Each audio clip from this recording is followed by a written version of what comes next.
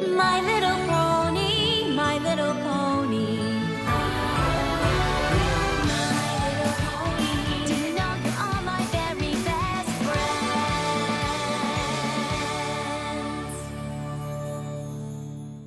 Hello, My Little Ponies! I'm Critical Analysis, and I just finished watching My Little Pony Friendship is Magic Season 6, Episode 6, No Second Prances. Originally, I was not going to review this episode. After all, I review the comics. And I had done a very lengthy blind reaction to it on Saturday after the episode had aired. However, everything changed when Hasbro attacked. I woke up Tuesday morning to find that Hasbro had placed a manual copyright claim on my video. A manual copyright claim is like a Content ID match that is not done automatically. Someone at Hasbro had to personally search for this and say, hey, that's mine, and attempt to claim monetization from that video. This video is a blind reaction, almost like a review, to a 22-minute episode of My Little Pony, and the video is 78 minutes long, over 3.5 times the episode's runtime.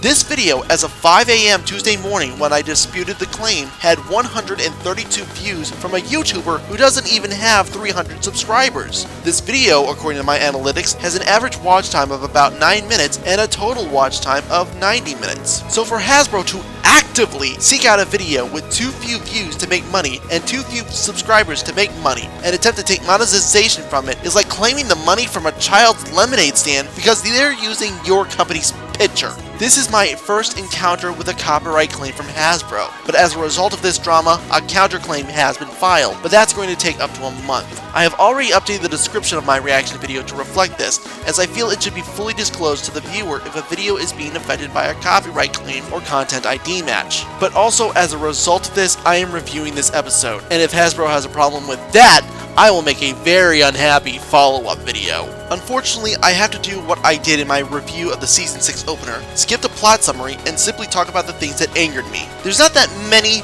but they're very big ones, and we have to start with the main character of the series, Twilight Sparkle. Twilight is grossly out of character in this episode, and it mostly surrounds this dinner. When this opened, the thought that was going through my head too fast for me to say out loud was that Starlight Glimmer was going to be taught proper social interaction, similar to when Princess Luna had such a problem in Season 2. Instead, Twilight claims it's to show off what Starlight has learned, but based upon later actions, it's more about her latter reason, which is to praise Starlight's teacher, Twilight. Yes, the pony who wanted to be humble and didn't want to boast or try to show up Trixie in Boastbusters now wants ponies to stroke her ego. This is based upon Celestia's not too happy expression, Twilight constantly hinting on how she's a great teacher at the dinner, Starlight's comments on how she's glad that she wasn't at the boring dinner, implying that she never wanted to go in the first place, Twilight's words when she finds Starlight Glimmer in Trixie's wagon, implying that she cared more about Trixie screwing up her dinner as opposed to being a bad influence, the fact that if Starlight has learned anything about friendship beyond what she learned in the Season 6 opener, it's been completely off screen away from viewers to see. All of these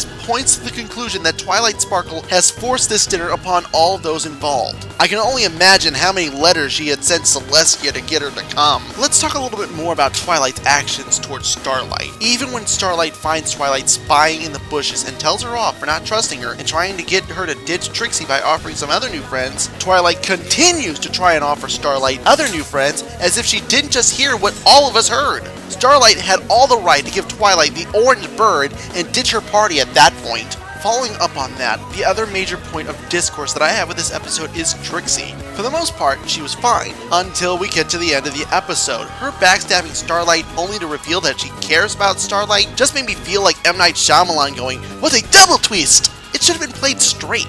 In fact, it should have been Starlight once again telling off Twilight, even if Twilight had actually expressed that she felt Trixie was a bad influence. This could result in Celestia, Twilight, Starlight, and Trixie eventually having a pleasant dinner together, and Twilight being reminded by Celestia that she let Twilight have room to grow, and maybe Twilight should do the same thing for her pupils. But the road not taken. Overall, this episode sucks. Unless you go by Hasbro's viewership count of this episode, then it was better than even last week. Then again, how many people watched it and how many people actually enjoyed it are two completely different things, because the people that I've talked to have said no, they didn't really like it. Here's hoping next week's episode, entitled Newbie Dash, is actually somewhat good. Since this was a recently released episode, it just feels wrong for me to provide the links to it, even though sharing the links that would provide Hasbro with zero income would be a perfect way to stick it to them after what they did to my video. Hey, thanks for watching! I do more than just comic reviews, so why not click that bottom video to go watch Cyber Angel Plays, where I play various video games. Or click on that top video to go watch my last review. And remember to click that like button and share on social medias if you enjoyed the episode, leave a comment below to help me improve the show in the future, and to subscribe to keep up to date on all of my latest videos. I'm Critical Analysis, signing out.